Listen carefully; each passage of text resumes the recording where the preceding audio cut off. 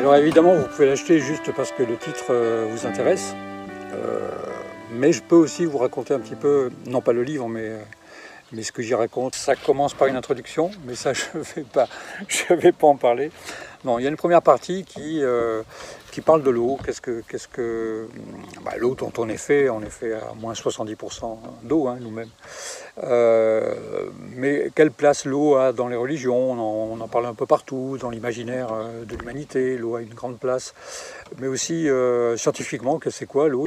L'eau est une matière très particulière avec ses règles qui sont souvent très surprenantes et très étonnantes. Donc ça, c'est une première partie. Ensuite, je vais raconter comment j'ai fait cette découverte. De quelle découverte il s'agit? À un moment, j'ai mesuré de l'eau électriquement, et je me suis rendu compte que cette eau, quand on l'avait regardée, les mesures traduisaient nos pulsions vitales, notre humeur, comme ça, selon les activités qu'on faisait. Pour ça, j'ai testé des situations différentes. Un gars qui fait du vélo, et on va comparer ses courbes, les courbes obtenues avec mon appareil qui s'appelle le W, avec les courbes cardio, les courbes de relief de son équipement de sport. Et nous allons découvrir que les variations des mesures de l'eau sont les mêmes que les variations d'un électroencéphalogramme.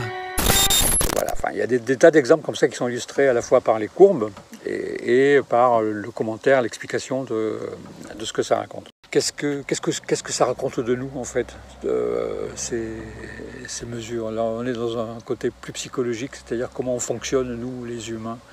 Ensuite, c'est quelle incidence ça a? Parce que si l'eau, c'est pas uniquement cette chose qu'on boit ou avec laquelle on arrose les plantes, s'il y a une information de l'ordre de la conscience qui circule dans l'eau, ça donne d'un seul coup à l'eau un statut quand même très particulier.